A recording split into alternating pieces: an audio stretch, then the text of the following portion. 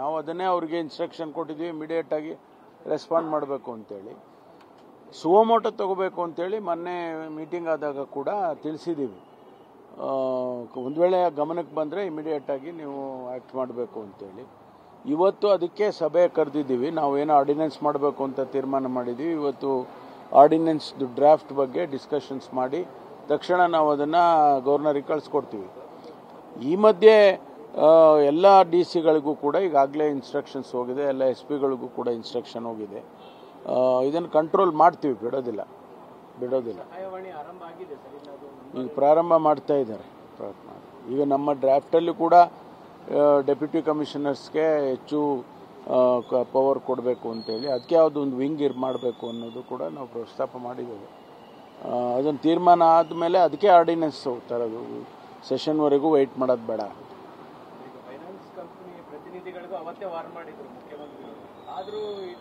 ಇಲ್ಲ, ಅವ್ರು ಏನಾಗಿದೆ ಅಂದರೆ ಕೆಲವು ಕಡೆ ಔಟ್ಸೋರ್ಸ್ ಮಾಡಿಬಿಟ್ಟಿದ್ದಾರೆ.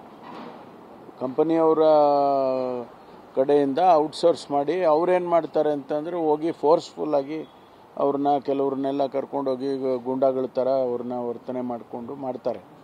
ಅದು ಮಾಡಬಾರ್ದು, ಮಾಡಿದರೆ ನಿಮ್ಮೆಲ್ಲ ಕ್ರಮ ತಗೊತೀವಿ ಅಂತ ಕೂಡ CM ಅವರು ಹೇಳಿದರು. ಯಾರು ಆ ಏಜೆನ್ಸಿ ಯಾವುದಿದೆ, ಯಾವ ಮೈಕ್ರೋ ಫೈನಾನ್ಸಿಂದ ಆ ಥರ ಮಾಡ್ತಿದ್ದಾರೆ ಅವ್ರ ಮೇಲೇ ನಾವು ಕ್ರಮ ತಗೊತೀವಿ, ಇಂಡಿವಿಜುವಲ್ಸ್ಗಿನ್ನ ಹೆಚ್ಚಾಗಿ ಅಂತೇಳಿ ಹೇಳಿದ್ದಾರೆ. ಅದನ್ನು ಮಾಡ್ತೇವೆ, ಬಿಡೋದಿಲ್ಲ. ಯಾವುದ್ರದ್ದು ಅಲ್ಲ, ಇವತ್ತು ಫೈನಲೈಸ್ ಮಾಡಿದ್ರೆ ನಾಳೆ ನಾವು ಮಾಡ್ತೀವಿ. ಇವತ್ತು ನಾವು ಅದಕ್ಕೆ ಮೀಟಿಂಗ್ ಕರೆದ್ರೆ HK ಪಾಟೀಲ್ರು ಲಾ ಮಿನಿಸ್ಟ್ರಿಗೆ, ಅವ್ರಿಗೆ ಲಾ ಮಿನಿಸ್ಟ್ರು, ರೆವಿನ್ಯೂ ಮಿನಿಸ್ಟ್ರು, ಲಾ ಮಿನಿಸ್ಟ್ರು, ಹೋಮ್ ಮಿನಿಸ್ಟ್ರು 3 ಜನ ಇವತ್ತು ಫೈನಲೈಸ್ ಮಾಡ್ತೀವಿ. ಮಾಡಿದ ಮೇಲೆ ನಾಳೆನೇ ಕ್ಯಾಬಿನೆಟ್ಟಿಗೆ ತಂದು ಫೈನಲೈಸ್ ಮಾಡೋದಕ್ಕೂ ಸಾಧ್ಯತೆ ಕೇಳ್ತಾ ಇದ್ದೀವಿ. ನಾವು ನಮ್ಮ ಅಹವಾಲು ಹೇಳಬೇಕಲ್ಲ.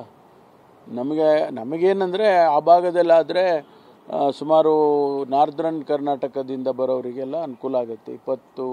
22 ಡಿಸ್ಟ್ರಿಕ್ಟು ಬರುತ್ತೆ, ತುಮಕೂರು ಅದು ಹೋಗುತ್ತೆ. ಆ ಭಾಗದಲ್ಲಾದರೆ ಬೇಗ ಅವರಿಗೆ ಅನುಕೂಲ ಆಗುತ್ತೆ. ಆಮೇಲೆ ಕನೆಕ್ಟಿವಿಟಿ ಕೂಡ ಈಗಿರುವ ಏರ್ಪೋರ್ಟ್, ಇಂಟರ್ನ್ಯಾಷನಲ್ ಏರ್ಪೋರ್ಟಿಗೂ ಕನೆಕ್ಟ್ ಮಾಡ್ಕೋಬೋದು ಅಂತ ಅವರು ಟೆಕ್ನಿಕಲಿ ಏನು ಮಾಡ್ತಾರೆ ನೋಡಬೇಕು.